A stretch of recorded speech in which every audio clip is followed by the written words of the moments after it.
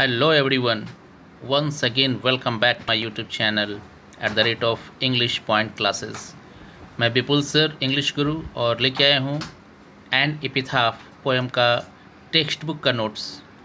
और जिन लोगों ने एन एपिथाफ पोएम का वीडियो नहीं देखा वो प्लेलिस्ट में जाकर वीडियो को देख लें ताकि आपके लिए नोट्स समझना काफ़ी इजी हो जाए।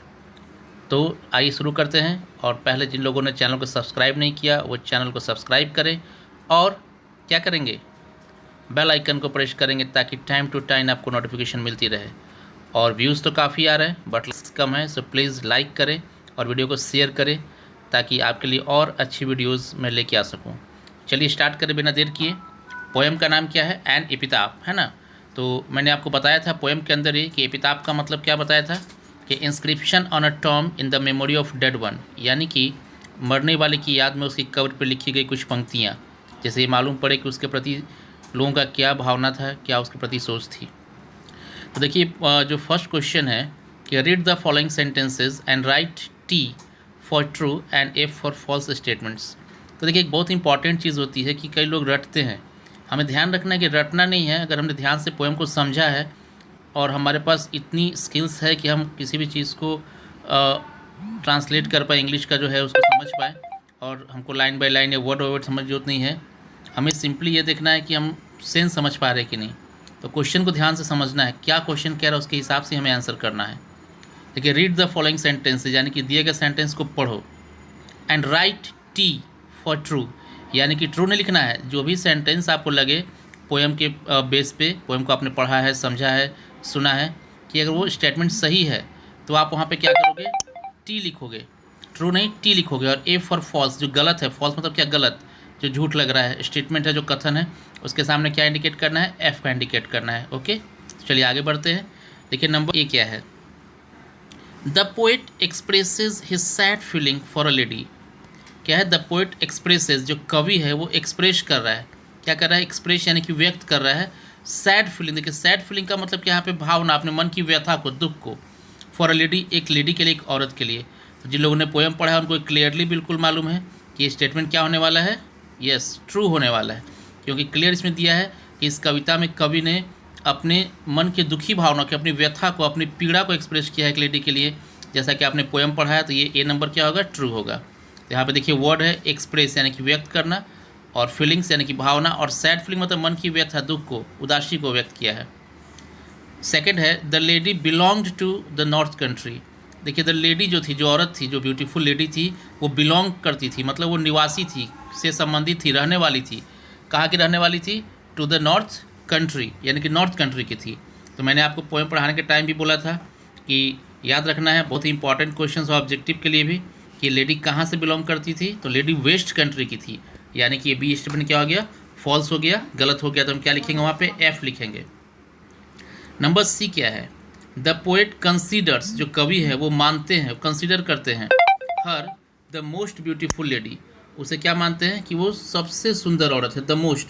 देखिए यहाँ पे द मोस्ट लगा है, पोएम में लाइन में क्या था, अ मोस्ट था, वहाँ पे हेरी का सेंस था। और मैंने वहाँ बताया था, आपको डिस्कस किया था कि यहाँ पे द मोस्ट कब लगता है सुपरलेटिव में, द कब, जब कंपेरिजन करते थे। यहाँ देखिए साफ साफ दिया है कि कवि उसे मानता है कि हर, यानी हर मतलब कौन, वो लेडी, वो ब्यूटीफुल लेडी, वो कौन है कि मोस्ट ब्यूटीफुल, उसको मानता है वो सबसे सुंदर औरत है, सबसे खूबसूरत महिला है। तो बिल्कुल सही है, पोएट में, पोएम के अंदर पोएट ने इस बात को कई बार कहा है, यानी कि सी नंबर क्या होगा, ट्रू। तो हम यहाँ पे क्या लिखेंगे, टी लिख देंगे। नंबर डी है ब्यूटी, सुंदरता जो है, रिमेन्स, वो रहती है, मतलब वो प्रेजेंट रहती है, उसका प्रेजेंस रहता है फॉर एवर, हमेशा के लिए। If we take proper care for it, अगर हम उसका पूरा ख्याल रखें तो, यानी कि जो सुंदरता है, जो हमारा फिजिकल चार्म है, जो हमारी ब्यूटी है, वो हमेशा के लिए रहेगी, फॉर एवर, हमेशा के लिए रहेगी। अगर वी टेक प्रॉपर केयर, अगर हम उसका पूरा ख्याल रखें तो क्या ऐसा होगा, ऐसा बिल्कुल नहीं होगा। आप चाहे कितना भी लगा लो फेयर एंड लवली, कितना भी लगा लो बॉयज़ फेयर एंड हैंडसम, है ना, कितना भी आप मेकअप कर लो, बट वो क्षणिक आपको एक देगा। जैसे ही आपने एज बढ़ा, जैसे ही आपके ऊपर कोई इस तरह का कोई बीमारी आई, बहुत कुछ है चीज़ें, सिम्टम्स, कोई रीजंस, तो आपका वो सुंदरता गायब हो जाता है, वो क्षणिक है। तो इसलिए ऐसा बिल्कुल नहीं है कि सुंदरता हमेशा रहती है। रहता हमेशा क्या है, आपका गुड डीड, आपका अच्छा वर्क, आपका अच्छा नेचर, आपके अच्छे किए हुए कर्म। सो ऑलवेज गुड डीड्स के ऊपर फोकस करो। हम सबको अच्छा लगता है सुंदर रहना, सुंदर बनना, वो करें, बट याद रखो कि आपका काम ही आपको हमेशा लोगों के बीच में प्रेजेंस करा के रखता है। ठीक है, यानी कि नंबर डी क्या होगा, फॉल्स। इसका मतलब ये नहीं कि आप आज से क्रीम लगाना बंद कर दो, लगाओ, तो दिखना सबका शौक है, बट याद रखना आपका काम आपके लिए परमानेंट क्रीम का काम करेगा। Okay, number E, there are other persons who also know the lady, बाकी भी लोग हैं जो और कुछ जानते हैं, तो क्या बिल्कुल गलत है, एफ होगा। और लास्ट है कि the poet feels that after his death nobody will remember her, तो ये भी सही है कि पोएट को ऐसा महसूस हुआ कोई इसको याद नहीं करेगा। लास्ट में क्या है, फॉल्स है। ओके, अब देखिए शॉर्ट आंसर टाइप क्वेश्चन है सेकंड पार्ट में मेरा क्या है, आंसर द फॉलोइंग, मतलब निम्न का आंसर्स हमको करना है। ओके, तो ध्यान से सुनिए, बिकॉज 2 मार्क्स के अंदर भी आपको क्वेश्चंस आ सकते हैं, इसी क्वेश्चन से ऑब्जेक्टिव भी आ सकता है, 1 मार्क्स में फिर इन दी ब्लैंक्स या ऑप्शंस को करेक्ट करने के लिए कुछ भी आ सकता है ना, तो ध्यान से सुने। फर्स्ट है where does the lady lie, question को समझना है ध्यान से, मैंने बार बार कहा है समझने पे ध्यान ज़्यादा दीजिए। तो वेयर डज द लेडी लाई यानी कि औरत कहाँ लेटी हुई है, मैंने फर्स्ट लाइन ही आपका पोएम के था कि here lies a most beautiful lady, तो हियर कहाँ था, मैंने बताया था कब्र, वो टॉम था, है ना। तो क्वेश्चन क्लियर है कि where does the lady lie, it means lie का मतलब क्या होता है, लेटना होता है, पढ़ना होता है, और लेडी जानते ही हैं, तो क्या वेयर डज द लेडी लाई, औरत कहाँ लेटी हुई है, कहाँ पे औरत है वो, एट प्रेजेंट इस पोएम में औरत कहाँ पे, उसके बारे में कहाँ बात हुई है। तो आंसर क्या है, the lady lies in the grave या टॉम, है ना, वो औरत कहाँ लेटी हुई है, कहाँ पे है वो औरत, उसका प्रेजेंस कहाँ पे दिखा रहा है पोएम में, कि वो कब्र के अंदर है। अब देखो मैंने ग्रेव और टॉम दोनों वहाँ पे लिख दिया है, बिकॉज एग्जाम में ऑब्जेक्टिव में भी क्वेश्चन आ सकता है, ग्रेव ना हो कि वहाँ टॉम दे दे, टॉम्ब ना हो कि ग्रेव दे दे, तो आप कंफ्यूज नहीं करेंगे। याद रखना है कि वो लेडी कहाँ लेटी हुई है, इन द ग्रेव या tomb. Okay, second, how does she look to the poet, वो जो लेडी है वो पोएट को कैसी लगती है, कैसी दिखती है वो, मतलब पोएट के नज़रिया क्या है उस औरत के प्रति, कैसे उसको दिखती है। तो दिया है कि she looks to the poet, वो लगती है कौन, वो लेडी, है ना, जिसके बारे में पोएट ने बात किया है, हमने बोला कि वो शायद बिलव्ड है उसकी, इसकी प्रेमिका है। She looks to the poet as the most beautiful lady in the west country, the most, बार बार मैंने बता दिया है कि मोस्ट के पहले द लगा है, सुपरलेटिव के पहले, बिकॉज वो कंपेरिजन कर रहा है। तो क्या दिया है कि she looks to the poet as the most beautiful lady in the west country, मतलब पूरे पश्चिमी प्रदेश में जितनी भी महिलाएं हैं अगर उनसे कंपेयर कर रहा है पोएट, बोला कि उन सब में सबसे खूबसूरत ये महिला है, यानी कि उन सब में ये महिला सबसे ज़्यादा खूबसूरत है, फिजिकली क्या है वो ब्यूटीफुल है।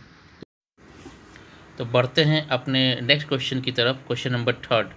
ये क्वेश्चन क्या है कि was she a kind and considerate lady, क्या है वाज सी किसको बोला, उस लेडी को, ब्यूटीफुल लेडी को जो उस कब्र के अंदर है ना, तो क्या वो एक काइंड, एक दयालु और कंसिडरेट यानी कि समझदार लेडी थी।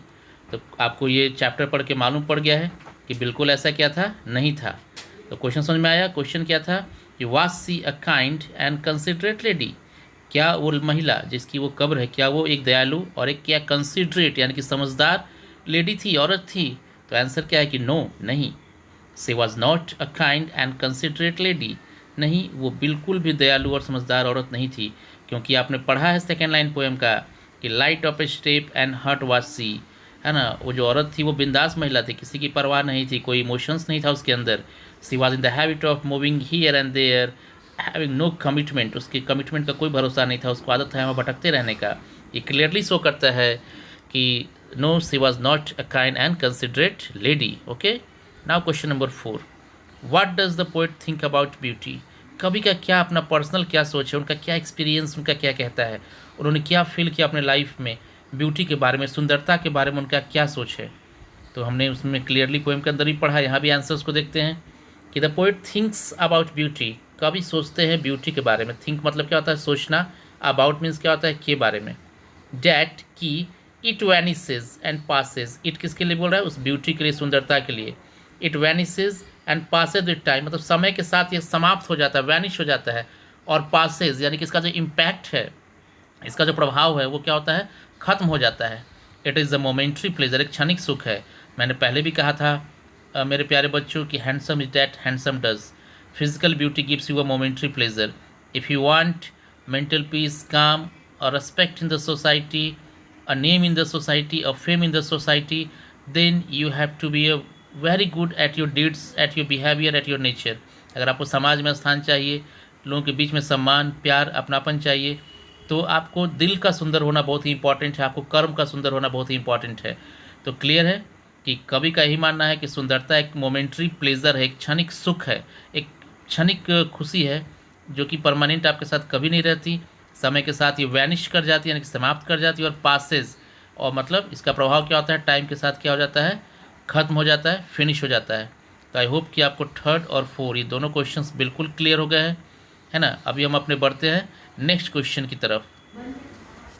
तो चलिए बढ़ते हैं अपने नेक्स्ट क्वेश्चन नंबर 5 की तरफ। तो क्वेश्चन क्या है कि what does the poet mean, है ना, कवि क्या कहना चाहता है। व्हेन ही सेज, जब वो कहता है कि व्हेन आई क्रम्बल, मतलब इस लाइन से कवि ने क्या कहना चाहा इस पोएम के अंदर में। तो ये बता दो कि लाइन काफ़ी इंपॉर्टेंट लाइन, ये क्वेश्चंस भी काफ़ी इंपॉर्टेंट है, तो हमको ध्यान से इस क्वेश्चन को अच्छे से समझना और अच्छे से करना है। तो क्वेश्चन क्लियर है, आंसर देखते हैं क्या है। The poet is showing his concern, concern का मतलब होता है चिंता, परेशानी। कवि अपने परेशानी को, अपनी चिंता को दर्शा रहा है। शो करना मतलब दर्शाना, दिखाना।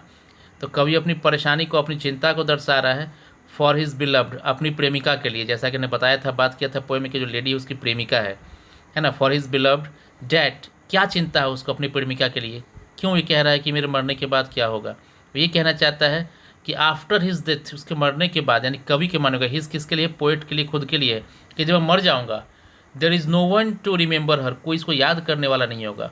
ही is showing his true love for her, और उसके मरने के बाद भी कवि उसके लिए इतना कंसर्न है, इतना वरीड है, तो उसने अपनी सच्चे प्यार को दिखाया है हर, यानी कि अपनी प्रेमिका के लिए, उस औरत के लिए जो कि उस कब्र के अंदर है। तो देखिए यहाँ पे कवि ने एक बात बोली कि there is no one to remember her. ऐसा क्यों बोला कि कोई इसको याद करने वाला नहीं है, क्योंकि हमने पोएम में पढ़ा था कि उस लेडी का किसी के साथ कोई इमोशनल अटैचमेंट नहीं था। कोई आपको कब याद करता है, जब कोई आपका अपना हो, सगा हो, जिसके साथ आपकी भावनात्मक लगाव जुड़ी हो। तो यहाँ तो वो थी नहीं, वो तो बिल्कुल बिंदास महिला थी, उसका कोई कमिटमेंट, उसका कोई वादा इरादा, कुछ नेक था नहीं, उसको आदत है वो भटकते रहने का, कोई कमिटमेंट का भरोसा नहीं था। यानी कि यहाँ पे याद रखना है कि ये लाइन बहुत ही इंपॉर्टेंट है। पोइट ने यहाँ पे क्या दिखाया है, अपने कंसर्न, अपनी चिंता को अपनी बिलव्ड, अपनी प्रेमिका के लिए दिखाया है कि उसके मरने के बाद उसको याद करने वाला भी कोई नहीं होगा। और इस कंसर्न से कवि ने अपने सच्चे प्यार को दिखा दिया। सच्चा प्यार इसलिए दिखा रहा है यहाँ पे क्योंकि देखिए वो परेशान है कि मेरे मरने के बाद आखिर कौन है कब्र पे आएगा, कौन इसको याद करेगा। और साथ साथ हमने देखा कि उसकी जो, जिसे वो प्यार करता है अपनी प्रेमिका को, उसको कवि के लिए पर्सनली कोई फीलिंग्स नहीं थी, बिकॉज उसका नेचर हम लोग ऑलरेडी पोएम में कई बार डिस्कस भी कर चुके हैं, इवन इस नोट्स के अंदर भी डिस्कस कर चुके हैं। सो आई होप कि आपको काफ़ी अच्छे से सारे समझ में आ गए होंगे। तो आप अच्छे से स्लाइड्स को देखें, स्लाइड्स के पीछे जाएं और अब ध्यान से रिवाइज़ करें। हर वर्ड का मीनिंग मैंने क्लियर किया है। आई होप कि आपको वीडियो बहुत पसंद आई होगी, आपका हर कॉन्सेप्ट क्लियर हुआ होगा। तो आप सब लोग इसको शेयर भी करें ज़रूर, चैनल को सब्सक्राइब करें, अपने फ्रेंड्स को भेजें, ताकि हमें जितना ज़्यादा लाइक और सब्सक्रिप्शन मिलेगा मुझे उतना मोटिवेशन मिलेगा। Thanks for watching, keep watching, I will be soon back with a new video. Thank you.